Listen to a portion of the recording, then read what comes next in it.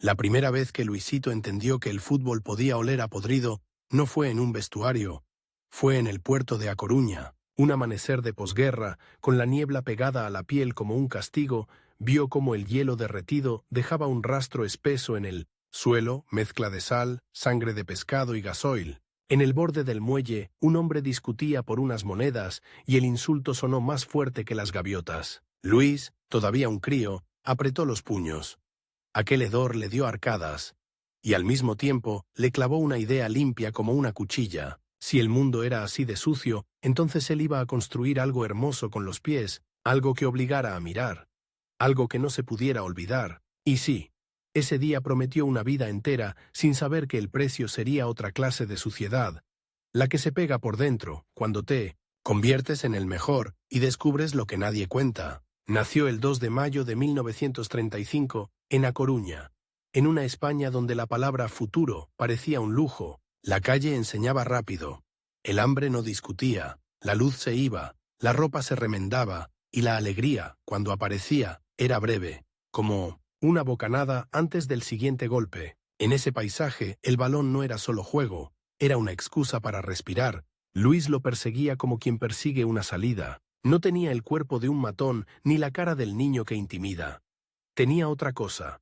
Ojos de arquitecto antes de saber que existía esa palabra para él. Miraba un espacio vacío y sin tocarlo ya veía líneas invisibles, carriles secretos por donde podía correr la pelota. Aprendió fútbol en campos que no perdonaban, tierra dura, piedras que te abrían la rodilla, botas que pesaban como culpa. Allí se forjó su primer don oculto, la paciencia. Mientras otros se lanzaban como si el mundo acabara en cada balón dividido, él esperó un segundo más, ese segundo que desespera al rival, ese segundo que te hace parecer lento, hasta que de pronto todo encaja y el pase sale por donde nadie lo veía. Era una forma de inteligencia que en la calle te podía costar una paliza. Pensar antes de pegar. Pero en el fútbol esa calma era veneno para el enemigo. Pasó por equipos juveniles de la ciudad y, como tantos chicos de su tiempo, se movió entre entrenamientos y obligaciones con una vida que no te daba permiso para soñar demasiado alto, y aún así soñaba. Lo escondía, porque en ciertos lugares el sueño se castiga. Si dices que vas a ser grande, el mundo se encarga de recordarte lo pequeño que eres. Luis aprendió a callarse y a responder con la pelota. No era romanticismo, era supervivencia. Cada control, cada giro, cada pase, era una frase que no se atrevía a pronunciar. A finales de los años 40 y principios de los 50, el fútbol español era una mezcla rara. Pasión popular y rigidez, talento y miedo, estadios que rugían y al mismo tiempo estructuras que te pedían obediencia. Luis creció en esa contradicción, y ahí aparece el primer reloj en su historia. El tiempo de los que nacen lejos de los grandes focos. En Barcelona y Madrid los nombres ya pesaban. En A Coruña, si querías que te miraran, tenías que gritar con el juego, pero sin levantar demasiado la cabeza, porque el talento, cuando asoma, atrae dos cosas: admiración y hambre ajena. Su salto hacia el fútbol profesional no fue un cuento de hadas. Fue un golpe de realidad. Debutó con el Deportivo de La Coruña en la temporada 1953-54. Tenía la edad en la que muchos aún juegan por orgullo, pero él ya jugaba por una idea. Salir, no salir del club, salir de la vida estrecha que te asignan al nacer. En el Deportivo mostró algo que asustaba. No solo era técnico, era implacable con el espacio. Si el rival dejaba un hueco, Luis lo convertía en una herida. Si el partido se volvía áspero, él no se ensuciaba chocando, se limpiaba con un pase que dejaba a otro de cara al gol, y ese estilo, tan elegante, tenía un lado oscuro. Hacía parecer torpes a los demás, y cuando haces quedar mal a ciertos orgullos, te ganas enemigos invisibles. A los pocos meses, el murmullo empezó. En aquella época, los movimientos entre clubes se vivían con una mezcla de necesidad y traición. El jugador era, demasiadas veces, una ficha. Si alguien te quería, no siempre te preguntaban si tú querías. Y así, como si el destino se escribiera desde un despacho, Luis dio otro paso clave. Pasó por el filial asociado al entorno azulgrana, el España Industrial, 1954-55. En Barcelona el aire era distinto. Más ciudad, más ruido, más promesa. Y también más colmillo. Allí cada entrenamiento era una prueba, porque la competencia tenía dientes. Nadie regalaba nada. Si aflojabas, te tragaban. Si brillabas demasiado, te marcaban para bajarte del cielo. Luis empezó a entender la verdadera naturaleza del juego grande. No basta con ser bueno. Hay que sobrevivir a la maquinaria. A los 19 o 20 años, un chico puede perderse si confunde la fama con la protección. Y Luis no lo confundió porque traía la lección del puerto. El mundo puede oler mal, y si te distraes, te roban hasta el futuro. Por eso se volvió, por dentro, más frío de lo que parecía. Sonreía poco, hablaba lo justo, trabajaba como si el cuerpo fuera una herramienta prestada. Ese es otro secreto que casi nunca se cuenta en las biografías limpias. Los grandes no solo juegan, se blindan. En 1955 llegó el salto que cambia una vida. El FC Barcelona lo incorporó. De pronto, el niño de A Coruña estaba en una ciudad que respiraba fútbol como si fuera política, identidad, orgullo, supervivencia colectiva. El Barça de aquellos años no era un escenario cómodo. Era un teatro donde la exigencia te devora si tardas en aprender el guión. Allí, Luis descubrió algo que lo marcaría para siempre. Los estadios no aplauden a la persona. Aplauden al mito, y el mito se construye con sangre fría. En los primeros meses, el Barcelona no le pidió poesía, le pidió resultados. El joven Suárez tuvo que adaptarse a una velocidad mental distinta. En A Coruña bastaba con ser el más listo del barrio.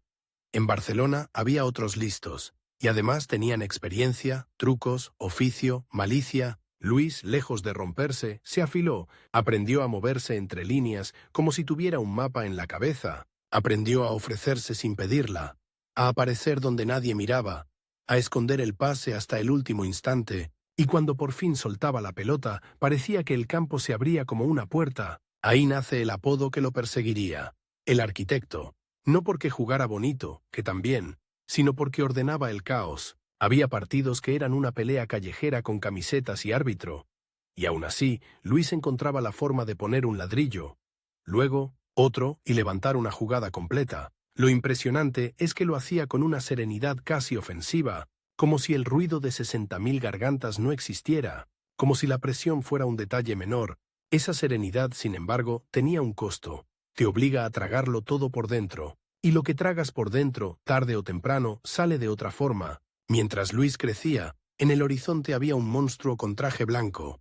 El Real Madrid de las estrellas. Los nombres pesaban como montañas. Alfredo Di Stéfano, y poco después, Ferenc Puskás. Y aquí aparece el conflicto que va a definir el pulso oculto de su vida. No era solo Barça contra Madrid, era el chico que construye contra los hombres que aplastan. El Madrid dominaba Europa.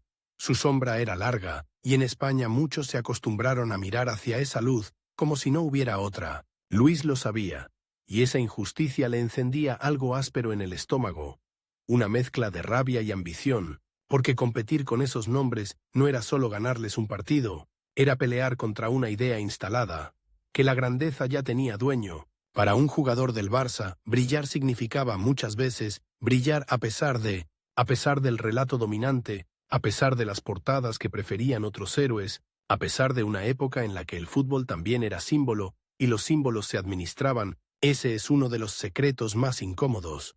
A veces, el rival no es el equipo que tienes enfrente. Es la historia que te escriben desde fuera. Luis no lo dijo en voz alta, pero vivía con un ultimátum silencioso. Si no lograba imponerse pronto, quedaría reducido a buen jugador. Del Barça, una frase que suena a elogio, pero es una jaula. En cambio, si conseguía ser indiscutible, si obligaba al continente a pronunciar su nombre, entonces rompería algo que parecía inamovible. Y por eso su fútbol empezó a tener una electricidad nerviosa. Cada pase era un desafío, cada asistencia era un golpe al relato, cada gol era una prueba de existencia. En esa tensión, Luis aprendió un arte poco romántico, la crueldad elegante, no la crueldad de la patada, eso era para otros, sino la del pase que humilla, la del cambio de ritmo que deja al rival mirando su propia sombra, la de girar el cuello y no mirar al defensor que acabas de borrar, como si ni siquiera mereciera atención. Ese tipo de crueldad es silenciosa y por eso más insoportable para el contrario, y en un fútbol donde los duros buscaban imponer miedo, Luis imponía otra cosa. Impotencia. Los años entre 1955 y finales de los 50 fueron su forja. No hace falta enumerar cada partido para entender el movimiento de fondo.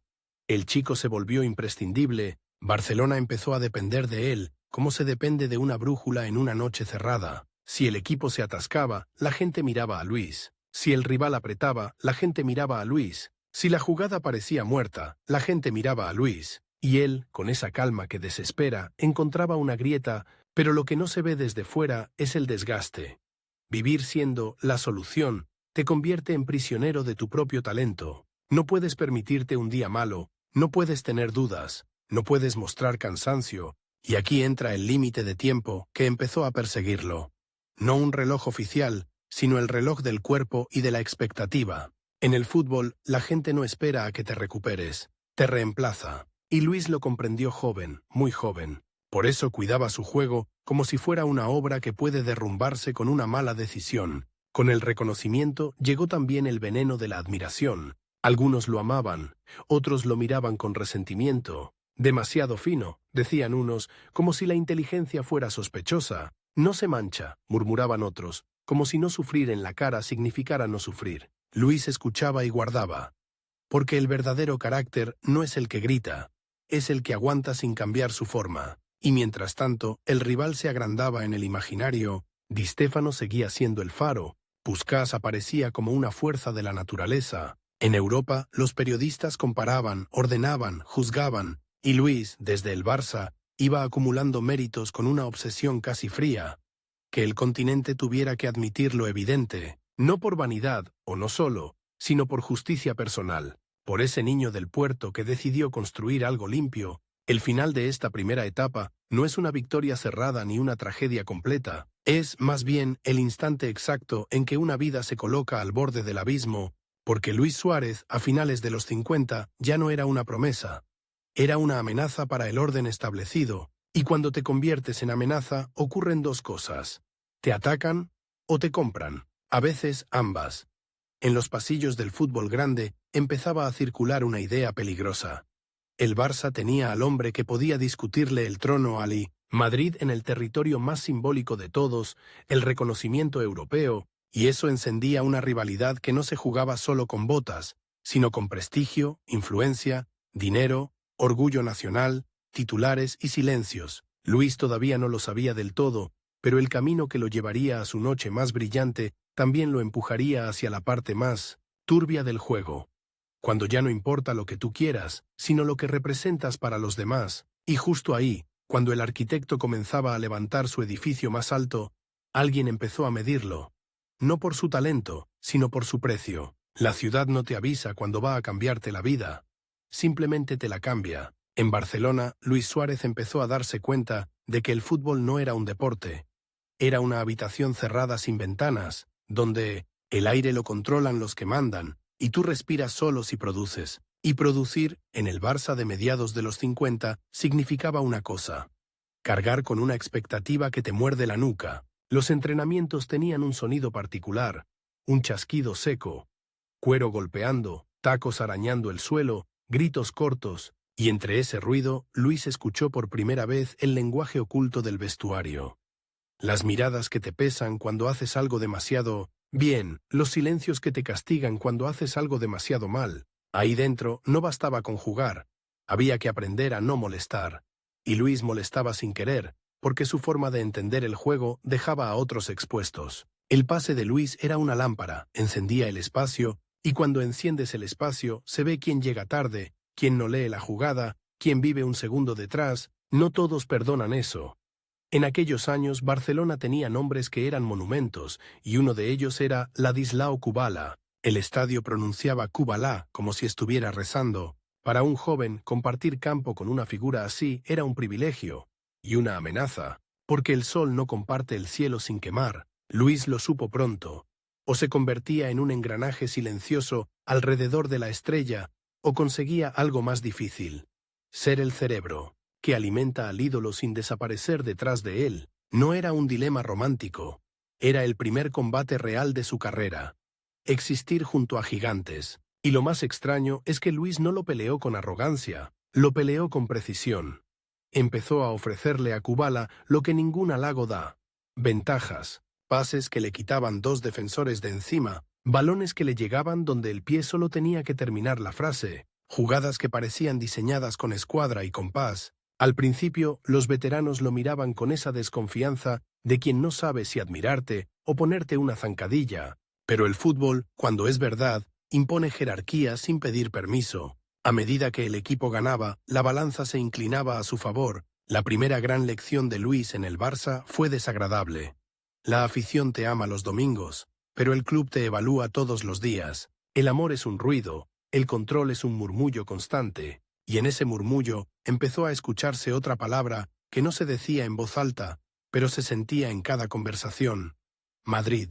El Real Madrid de aquella época no era solo un rival, era una narrativa, era la historia ya escrita, el destino decidido, el campeón predestinado, y esa idea, para un jugador con el orgullo quieto de Luis, era insoportable. Podía aceptar perder un partido, lo que no aceptaba era perder el derecho a ser considerado. El rival, en su cabeza, no llevaba solo camiseta blanca, llevaba un sello, inevitable, y Luis odiaba lo inevitable, porque lo inevitable huele a resignación. Cuando por fin empezó a enfrentarse a esa maquinaria con continuidad, notó algo que muy pocos cuentan.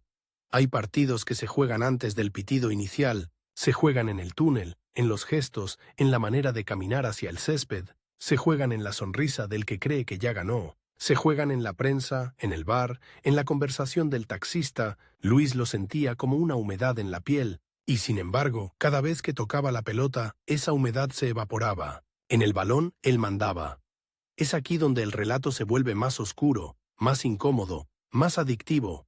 El fútbol de élite tiene un punto de asco, no el asco del barro, sino el asco de la manipulación emocional. Si tú eras joven y prometedor, te inflaban y te pincharían cuando les conviniere, te elevaban como símbolo, o te reducían a fracaso con la misma facilidad. Luis aprendió a reconocerlo y sin decirlo tomó una decisión.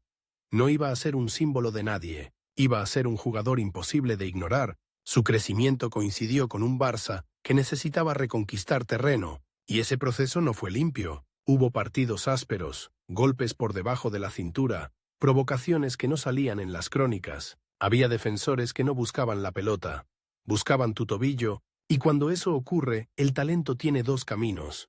O se vuelve frágil o se vuelve cruel. Luis eligió la crueldad elegante. Cada patada que recibía era una razón más para humillar con un pase. Empezaron a llegar títulos y momentos grandes que confirmaban lo que el niño del puerto llevaba años intuyendo. El fútbol podía abrir puertas que ni siquiera existían en su barrio. Con el Barcelona levantó trofeos que daban prestigio y aire. Ganaron la Liga en 1958-59 y en 1959-60, ganaron la Copa del Generalísimo en 1958-59 y conquistaron también un torneo europeo que era, en ese tiempo, un aviso al continente. La Copa de Ferias, que el Barça ganó en 1958 y repitió en 1960, aquello no era solo metal, era un mensaje. Estamos aquí. Y ese mensaje tenía nombre y apellido cada vez más claros. Luis Suárez. Pero lo que no se ve en las fotos con la copa es el precio físico. En aquellos años se jugaba con un tipo de dureza que hoy parecería un castigo medieval. La recuperación era mala, los cuidados eran básicos, y el dolor era un compañero que nadie presentaba. Simplemente se sentaba contigo. Luis empezó a sentir ese dolor como una cuenta atrás silenciosa. No era que estuviera acabado, ni cerca, pero ya entendía algo que otros comprendían demasiado tarde. El cuerpo no es infinito, y cuando tu juego depende de un segundo extra de lucidez, de un giro limpio, de una arrancada corta, cualquier molestia puede robarte lo que eres. Aquí entra la limitación de tiempo que empezaba a perseguirlo. No solo la edad, sino el desgaste prematuro de una época brutal. A veces, después de un partido, Luis se quedaba unos segundos sentado, mirando sus botas como si fueran ajenas, y en esa mirada había una pregunta que le daba miedo formular. ¿Cuántos domingos me quedan siendo yo? Porque en el fútbol el declive no se anuncia. Aparece como una sombra que cada día mide 1 centímetro más. Mientras tanto, en la otra orilla seguía el gigante, y ese gigante tenía rostro, tenía voz, tenía nombre de leyenda. Alfredo Di Stéfano. Para muchos él era el fútbol hecho persona, y para Luis, Di Stéfano era más que un rival. Era el espejo que te obliga a compararte con lo inalcanzable. La rivalidad con el Real Madrid era colectiva, sí, pero la rivalidad con Di Stéfano era íntima. porque era el tipo de rival que no solo te gana con goles, te gana con autoridad, con esa sensación de que controla el partido incluso cuando no toca el balón.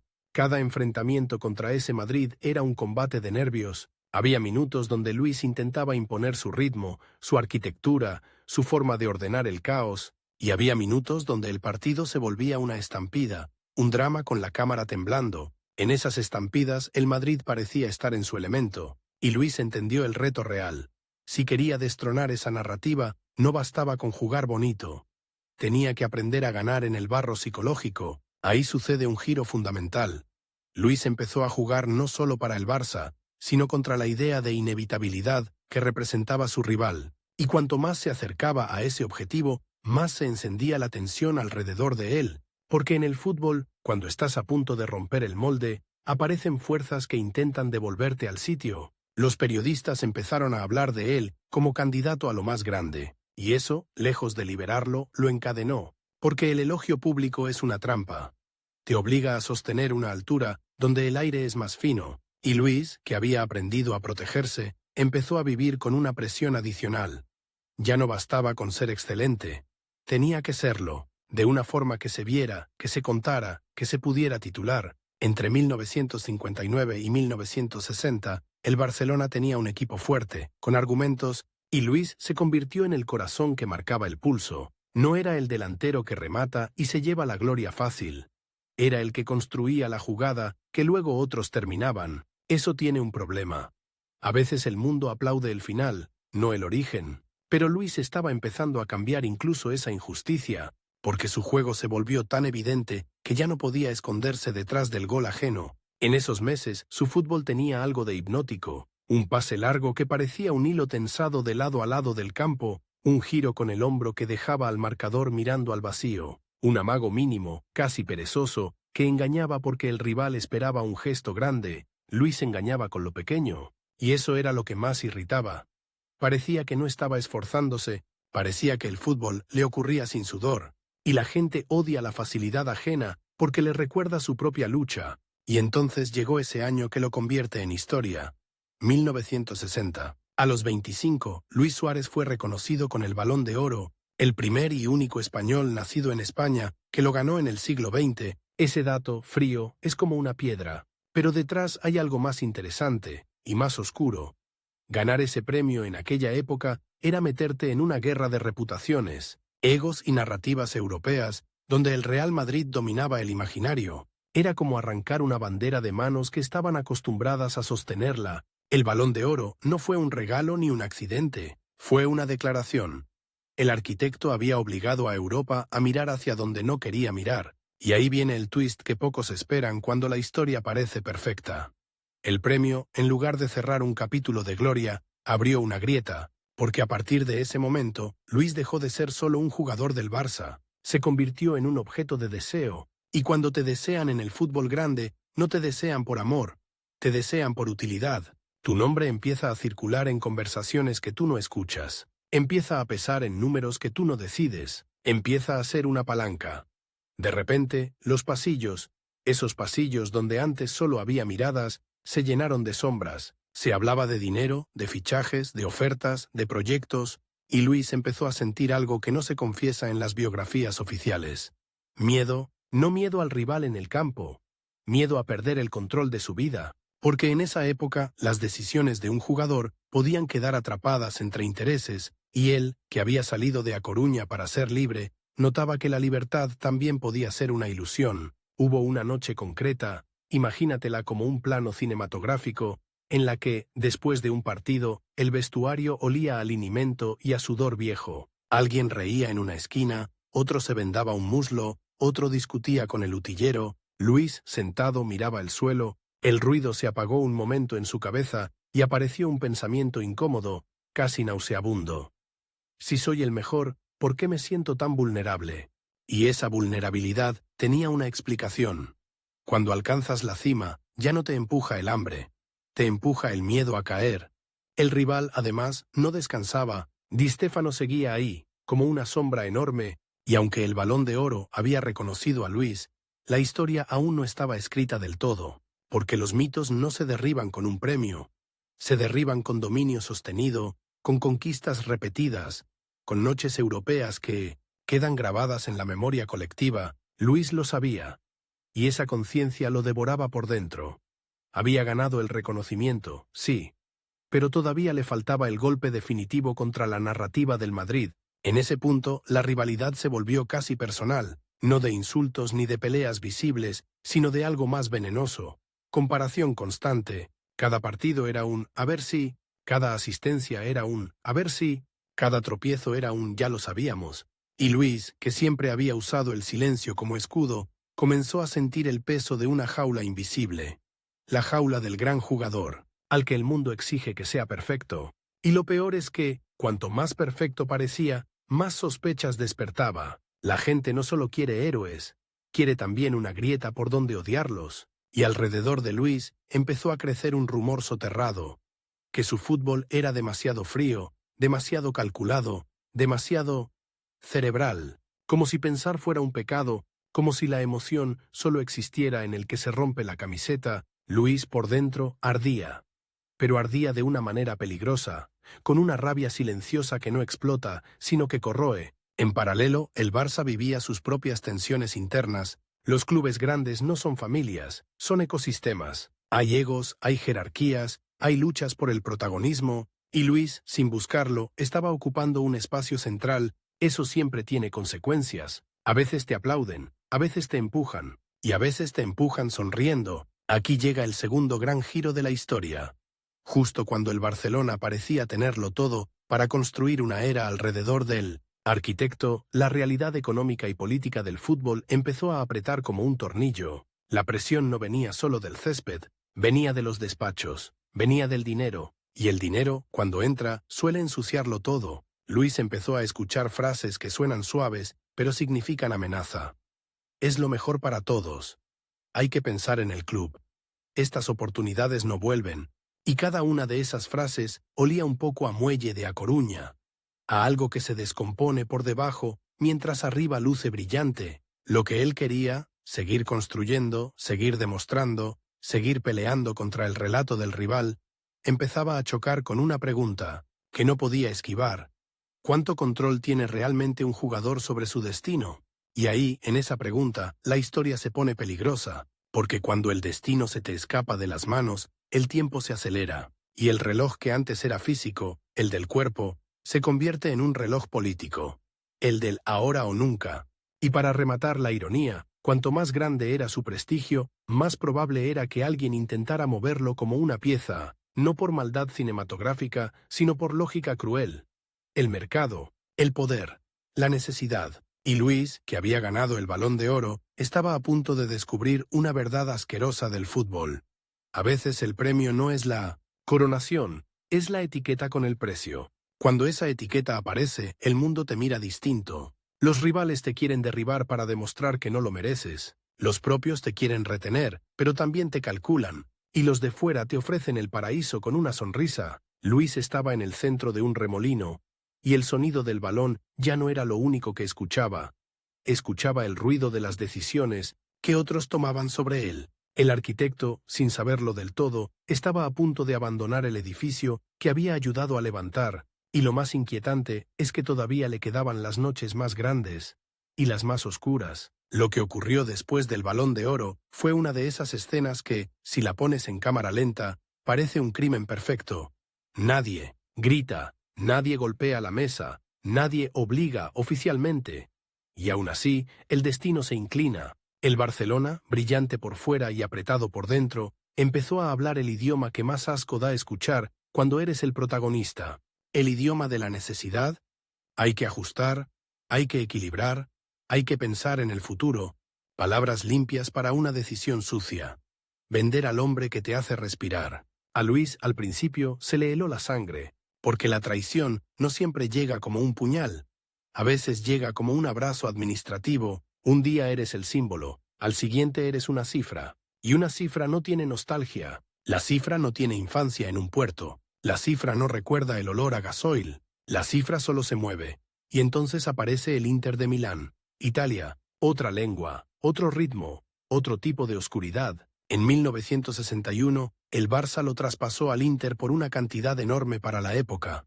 Una cifra que sonó como un disparo en el continente. Para el club fue oxígeno, para Luis fue exilio. Y aquí llega el primer gran twist emocional de esta parte.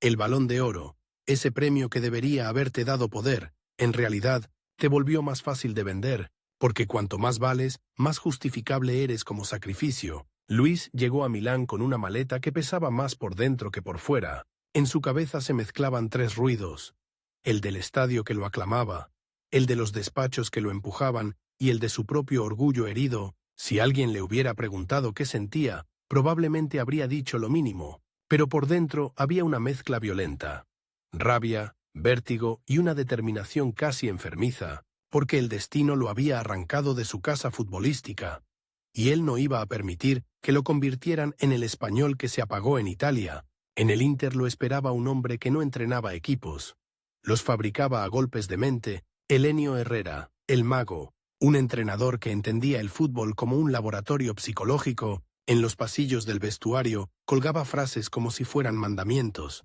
ganar no es importante, es lo único. Quien no da todo, no da nada. No eran simples eslóganes, eran cuchillos para cortar la duda. Y Luis, que venía de construir juego con libertad relativa, se encontró con algo inquietante. Un sistema que te pedía obediencia absoluta. Era como pasar de pintar en un lienzo a diseñar planos para una fortaleza. En Italia, el fútbol podía ser arte, pero el Inter de Herrera quería ser acero. Aquí está uno de esos secretos que rara vez se cuentan con honestidad. A Luis Suárez, el arquitecto, le tocó aprender a construir belleza dentro de una cárcel táctica, y esa paradoja lo cambió. Porque en el Barça su talento era el centro del cuadro. En el Inter debía ser el ingeniero de una máquina que ganaba por asfixia. La defensa no era el final de la jugada, era el inicio del control. El rival no debía ser superado, debía ser sofocado. Y si el rival se ahogaba, tú ganabas sin necesidad de brillar demasiado. Para alguien como Luis, eso podía ser una condena. Pero sucedió lo contrario. Encontró en ese mundo una versión nueva de sí mismo. Descubrió que su inteligencia, esa paciencia del niño que aprendió a esperar un segundo extra, era perfecta para ese tipo de fútbol. Un equipo que se replegaba como una trampa necesitaba, cuando robaba el balón, un hombre que viera el camino antes de que existiera. Ese hombre era él. Su función empezó a ser casi siniestra. El Inter aguantaba, resistía, atraía el ataque rival, y de pronto, como una navaja que sale del bolsillo, Luis soltaba un pase que convertía la defensa en ataque en 2 segundos. Era un fútbol que, visto de cerca, tenía algo de depredador. Quietud, espera, mordida, y el arquitecto se convirtió en el director de esa mordida. La adaptación no fue solo táctica, fue humana. Italia era otra manera de mirar, otra manera de juzgar. En Barcelona el fútbol era emoción y pertenencia. En Milán era también industria, reputación, prestigio internacional. Las críticas podían ser más frías, más calculadas. Si fallabas, no eras un ídolo que tuvo un mal día. Eras un activo que pierde valor.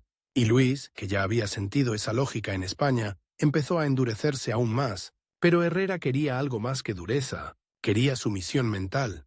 Usaba el elogio y el desprecio como herramientas. A un jugador lo inflaba para que se sintiera invencible. A otro lo hundía para que se volviera obediente. Y Luis, que no era ingenuo, tuvo que elegir. O se enfrentaba al mago y se convertía en objetivo, o aprendía a navegar sus mareas sin perder su identidad. Eligió lo segundo. Aprendió a ser serpiente sin dejar de ser arquitecto. Y aquí aparece el gran conflicto, el que le da gasolina a todo. Su rival no era un italiano, era el mismo monstruo de siempre, solo que ahora lo miraba desde Europa. El Real Madrid seguía siendo el símbolo dominante, Di Stéfano seguía siendo la sombra, el continente seguía contando la historia con el Madrid como protagonista principal, y Luis, desde el Inter, estaba en la posición perfecta para clavar el puñal más doloroso. Derrotar al mito en el escenario donde más duele, la Copa de Europa. Porque hay una verdad que el fútbol no admite, pero que se siente. Los títulos nacionales te dan respeto. Los títulos europeos te dan inmortalidad. Luis ya había probado el sabor del reconocimiento individual con el Balón de Oro. Ahora necesitaba el reconocimiento histórico. Un golpe que dijera, yo también goberné esta era. Los primeros años en el Inter fueron un trabajo de herrero. Scudetti, consistencia, esa sensación de que el equipo se volvía una criatura con colmillos y Luis era el cerebro. No el que más gritaba, no el que más celebraba, el que decidía cuándo acelerar y cuándo congelar. Su fútbol se volvió un arma de precisión. Cada pase tenía intención de herir, cada control tenía intención de ganar tiempo. Cada pausa era una provocación. El rival se desesperaba porque no encontraba caos. Encontraba un laberinto. En 1963, el Inter ganó la Serie A, y esa liga no fue solo un trofeo. Fue la confirmación de que Herrera tenía una máquina lista para Europa. Luis, en ese equipo, era el punto de equilibrio entre el muro defensivo y el golpe final. El arquitecto ya no construía catedrales para que otros rezaran. Construía trampas para que los rivales cayeran. Y entonces llegó 1964, el año en que el Inter se metió en la final de la Copa de Europa. El rival, el Real Madrid, el monstruo, el relato, el espejo, no era solo un partido, era una sentencia histórica esperando firma. Imagina esa noche como un teatro cruel. La tensión no se ve, se palpa. El césped parece más oscuro, la luz más blanca, las sombras más largas. Luis está ahí, con esa calma que siempre parece insultante. Pero por dentro, el corazón golpea como si quisiera salir por la garganta, porque en esa final no solo se decide un título, se decide si su vida fue una rebelión o un paréntesis, y el Inter ganó. Venció al Real Madrid 3-1, el golpe fue directo al mito, y Luis Suárez, el hombre que había sido expulsado de su casa futbolística por una mezcla de necesidad y cálculo, se convirtió en campeón de Europa derrotando al enemigo simbólico de su generación. Ese es el tipo de victoria que produce un placer extraño, satisfacción total y un regusto amargo, porque en la cima, cuando miras alrededor, no siempre ves alegría, a veces ves el vacío, a veces ves la evidencia de que el fútbol te usó tanto como tú lo usaste. Luis celebró, sí, pero hay testimonios de quienes lo vieron esa noche con un brillo raro, como si la victoria no cerrara una herida, sino que la hiciera más visible. Había triunfado, pero lejos de casa. Aquí viene otro twist. El Inter, tras ganar Europa, se volvió aún más duro, porque el éxito en una máquina no la vuelve humana, la vuelve más implacable. Herrera apretó más, la exigencia creció, el margen para el error se volvió microscópico, y Luis empezó a sentir de nuevo la cuenta atrás, esa limitación de tiempo que lo perseguía desde joven, pero ahora con una crueldad distinta. No era el cuerpo el que hablaba primero, era la mente. Porque vivir en un sistema que te exprime la concentración te quita años por dentro. Y aún así, Luis siguió. 1965 fue la confirmación de que aquello no había sido un golpe aislado. El Inter volvió a ganar la Copa de Europa, otra final, otro pulso al continente, 2 copas seguidas. 2 conquistas que metieron al club en la leyenda y consolidaron un apodo que sonaba como una amenaza. La Grande Inter. Pero la parte que casi nunca se cuenta es la textura emocional de ese éxito, porque el estilo del Inter generaba odio. Había quien lo llamaba fútbol defensivo, fútbol mezquino, fútbol cobarde. El mundo quería héroes que atacaran con sonrisa. El Inter atacaba con cuchillo, y Luis estaba en el centro del debate. Para algunos era un genio que hacía funcionar el sistema. Para otros, era el cerebro de un fútbol antipático. ¿Y qué hace eso en un campeón? Lo envenena. Porque ganar y que te desprecien produce una mezcla asquerosa. Orgullo y resentimiento. Luis, que siempre había sido sobrio, tuvo que tragarse ese veneno con la misma disciplina con la que controlaba un balón difícil. Nunca fue un provocador de micrófono, pero en el campo hablaba su lenguaje. Llámalo como quieras. Si no puedes pararlo, es tu problema. En medio de ese dominio europeo, la rivalidad con su gran referente rival se transformó. Di Stéfano ya no era el dueño del escenario. El escenario había cambiado de manos, y esa inversión del relato fue, quizá, la victoria más íntima de Luis. No solo ganó títulos, ganó el derecho a reescribir la historia de su época, pero el fútbol no deja disfrutar demasiado tiempo. Mientras el Inter levantaba copas, aparecían nuevos rivales, nuevos talentos, nuevas amenazas, y aquí entra el conflicto con un competidor que mordía desde Italia misma. La disputa por el control del centro del campo, por el estatus de cerebro del fútbol italiano. Nombres como Gianni Rivera empezaban a encarnar otra idea de mediapunta. El príncipe del pase en un Milan que ofrecía una belleza, distinta, más suave, más romántica. Rivera era el tipo de jugador que seduce a los periodistas. Luis era el tipo de jugador que gana guerras, y ese choque de estilos no solo era deportivo, era cultural. ¿Qué se premia? ¿La elegancia visible o la eficacia que huele a sangre fría? La prensa, siempre hambrienta de relatos, empezó a insinuar comparaciones, y Luis, que ya sabía cómo funcionan esas trampas, sintió el regreso del viejo veneno. El de la narrativa ajena, intentando decidir quién eres, pero esta vez estaba armado, porque ahora tenía algo que Rivera aún perseguía. Copas de Europa. Y esa diferencia pesa más que cualquier metáfora. Sin embargo, el precio del dominio se cobraba en silencio. En entrenamientos, el cuerpo ya no respondía con la misma frescura. En partidos duros, los golpes parecían quedarse a vivir dentro del músculo, y en la cabeza empezaba a aparecer una sombra que a los jugadores les da pánico. La sombra del segundo tarde, un segundo tarde en la presión, un segundo tarde en el pase, un segundo tarde en el giro. Para un futbolista común, un segundo tarde es un detalle. Para un arquitecto del juego, un segundo tarde es el derrumbe de la estructura. Luis comenzó a administrar su energía como un criminal. Administra su coartada. No gastaba carreras innecesarias, no peleaba batallas que no valían la pena, elegía los momentos. Y esa elección, que a los ojos del espectador puede parecer comodidad, era en realidad un instinto de supervivencia. El reloj estaba ahí, y aunque el mundo lo seguía viendo como un genio eterno, él sentía la fragilidad en los detalles, una molestia que tarda más en irse, una respiración que cuesta un poco más, una noche en la que el sueño no llega porque el cuerpo sigue jugando el partido por dentro. Aún así, su influencia no se redujo, al contrario, se volvió más estratégica. Luis empezó a ser el hombre que entiende el partido como un rompecabezas, leía los patrones del rival, detectaba la ansiedad, identificaba el momento exacto para clavar el pase y matar la esperanza contraria. Era casi cruel verlo. Equipos enteros atacando, insistiendo, golpeando la puerta, y de repente una salida rápida, un balón de Luis, y el gol que te deja sin alma. Ese tipo de fútbol crea enemigos. En Europa, muchos querían que el Inter cayera, querían ver sangrar a la máquina, y la máquina, por un tiempo, parecía indestructible. Pero todo imperio tiene un punto débil. La repetición. La repetición desgasta. La repetición cansa a los tuyos y enseña a los otros. Y Luis lo notó antes que nadie. El fútbol europeo estaba aprendiendo a sobrevivir a su veneno. En esos años, su figura también cambió a nivel simbólico. En España, para muchos, su éxito en Italia era un orgullo raro. Un español conquistando Europa desde fuera, demostrando que el talento no era patrimonio exclusivo del relato blanco, pero también había quienes lo miraban con distancia, como si su grandeza fuera ajena por haberse construido lejos. Y eso es otra suciedad del fútbol y de la vida.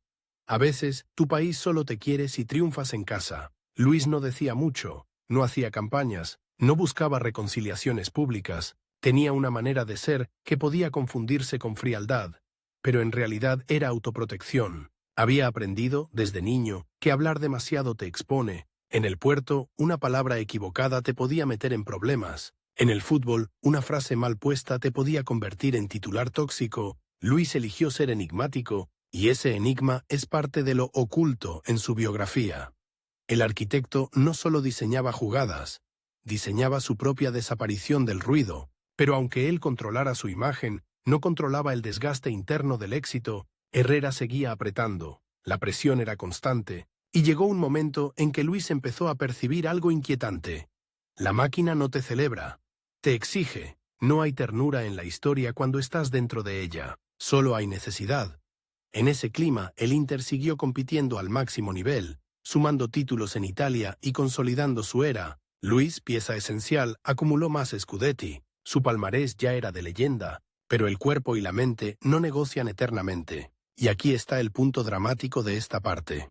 Cuanto más ganaba, más cerca estaba el final de su versión invencible. No del final de su carrera, sino del final de su dominio. Y eso, para un jugador como él, era casi insoportable. Porque Luis no era un hombre que aceptara ser uno más. Desde el puerto, había decidido construir algo imposible de ignorar. Y ahora, por primera vez desde que era niño, sentía el riesgo real de volverse invisible, no por falta de fama, sino por desgaste. El peor miedo del genio no es el olvido, es el segundo tarde.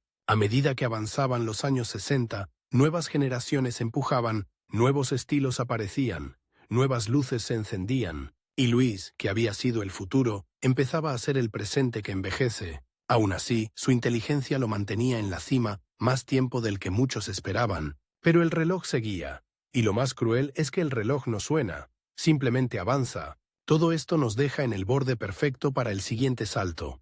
El momento en que el arquitecto ya no puede depender solo de su genialidad futbolística y tiene que decidir qué hacer con lo que le queda.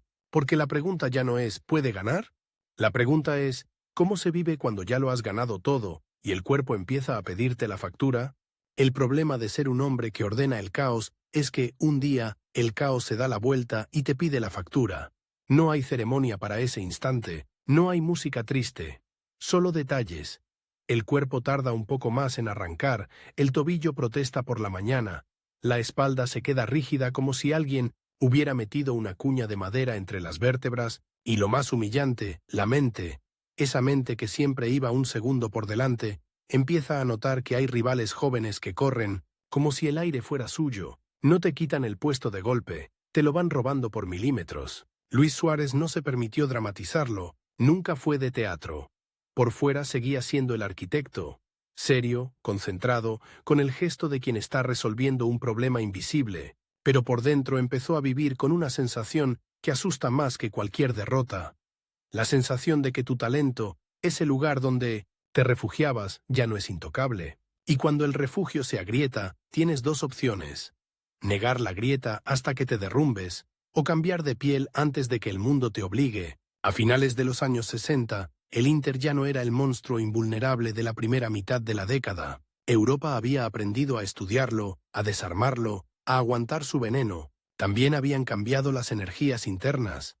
Herrera ya no tenía el mismo control total, y el sistema, por muy brillante que fuera, empezaba a mostrar desgaste. El fútbol, como todo imperio, se cansa de sí mismo, y en ese cansancio los ídolos se vuelven incómodos, porque recuerdan un tiempo que ya no regresa. Para Luis fue una etapa extraña. Seguía siendo importante, pero ya no era el centro absoluto del universo. Lo que antes eran mandamientos, ahora eran discusiones. Lo que antes era una máquina, ahora era una criatura con dudas. Y entonces ocurrió un giro que, visto desde fuera, parecía normal. Pero para él fue una herida personal. El Inter lo dejó salir. En 1970 regresó a España, pero no al Barça. Se fue a la Sampdoria. Un regreso a la península no siempre es un regreso a casa. A veces es solo un cambio de paisaje para aceptar el final con menos ruido. En Génova, el mar le devolvió una memoria antigua. El olor salado, la humedad pegada a la piel, esa mezcla de belleza y podredumbre que había marcado su infancia en A Coruña, fue como cerrar un círculo sin querer, como si el destino le recordara: antes de ser leyenda, fuiste un niño que respiró gasoil. En la Sampdoria, Luis ya no era el joven que se comía el partido, era el veterano que lo entendía. Su fútbol se volvió más sobrio, más de control, más de guía. Había momentos en que, con solo un gesto de mano, ordenaba a sus compañeros como si moviera piezas de ajedrez. Y aún así, el cuerpo seguía cobrando. La velocidad se iba, la recuperación era lenta, el dolor era más ruidoso. La gente ama a las leyendas, pero adora verlas caer, aunque no lo confiese. Esa es una de las partes más asquerosas del espectáculo. Cuando un campeón envejece, el público se divide entre los que lo protegen y los que quieren comprobar que también sangra. Luis lo sabía, y por eso eligió un final sin circo. Tras esa etapa, colgó las botas, no hizo discursos grandilocuentes, no se vendió como una despedida eterna, se marchó como había vivido, con una dignidad casi fría, como si el fútbol fuera un trabajo sagrado y no un altar para la vanidad. Pero su historia no terminó ahí, porque en realidad el tramo más incómodo y más revelador estaba por comenzar. A un futbolista, el retiro le cae como un silencio brutal. Pasas de tener un estadio rugiendo tu nombre a escuchar, de golpe, el sonido de tu propia casa, y ese sonido para muchos es insoportable. Algunos se pierden. Otros se inventan guerras para sentirse vivos. Luis, en cambio, encontró un lugar natural. El banquillo. El campo seguía siendo un tablero, y él seguía viendo líneas invisibles. Se convirtió en entrenador, y con el tiempo llevó esa inteligencia a la selección española, y aquí aparece otra capa oculta de su biografía. El arquitecto que había dominado el juego desde dentro tuvo que enfrentarse a la parte más ingrata del fútbol desde fuera, porque entrenar no te da la alegría pura del pase perfecto, te da otra cosa, responsabilidad cruda. Tú decides y otros ejecutan, y si no ejecutan, la culpa también es tuya. Con España, Luis vivió un desafío que no era deportivo, era cultural, una selección con talento, sí, pero con una historia llena de frustraciones, con el peso de expectativas que se convierten en veneno. En Italia, él había aprendido a ganar en sistemas implacables. Con España, tuvo que lidiar con otra dificultad. La identidad dispersa, las presiones, el ruido mediático. Llegó a dirigir a la selección en el Mundial de 1990, donde España cayó en octavos. No fue la coronación soñada, y ese tipo de derrota, para un hombre que había conquistado Europa, duele de una manera íntima. No por la eliminación en sí, sino por la sensación de que, hagas lo que hagas, hay lugares donde la historia te resiste. Aquí entra un twist emocional que suele pasar desapercibido. Cuando un mito no logra repetir su gloria como entrenador, mucha gente, sin decirlo, lo usa como consuelo. ¿Ves? Al final no era tan especial. Es una mezquindad silenciosa, y Luis, que había vivido toda su vida bajo comparación y relato ajeno, sintió la sombra de ese juicio, pero en lugar de pelearlo con declaraciones, volvió a su estrategia eterna. El silencio y el trabajo. Entrenó clubes, siguió ligado al fútbol, pero nunca se transformó en un personaje de televisión. No se vendió como show. No alimentó polémicas para seguir existiendo, y esa decisión es parte de lo escondido. Luis entendía que el fútbol moderno empezaba a devorar a sus ídolos como contenido, y él se negó. Prefería que la gente lo recordara por lo que hizo con el balón, no por lo que gritara con un micrófono. Aún así, el pasado no lo dejó tranquilo. La rivalidad que lo había perseguido, esa guerra de narrativas entre el mito blanco y el arquitecto azulgrana convertido en cerebro del Inter, siguió flotando sobre su nombre. Cada tanto resucitaba el debate. ¿Quién fue más grande? ¿Quién cambió más el juego? ¿Quién merecía más el relato? Di Stéfano seguía siendo el monumento. Luis seguía siendo el genio del que muchos hablaban con admiración y otros con una especie de incomodidad, como si su grandeza les obligara a reconocer que la historia no es tan simple como un solo rey. Y aquí está el cierre real del conflicto, el desenlace que no se decide en una final ni en un trofeo.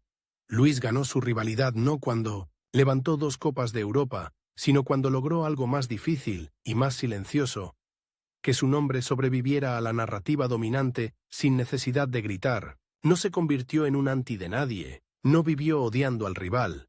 Lo superó de la forma más cruel, construyendo un legado que no depende de la comparación, sino de la influencia, porque su legado no fue solo un palmarés, fue un tipo de fútbol. Luis Suárez demostró que un mediocampista podía gobernar el partido sin ser el más rápido, sin ser el más fuerte, sin ser el más espectacular en el gesto grande. Demostró que pensar puede ser más letal que correr. Demostró que la pausa puede humillar más que el choque. Y esa idea, con el tiempo, se volvió moderna, demasiado moderna.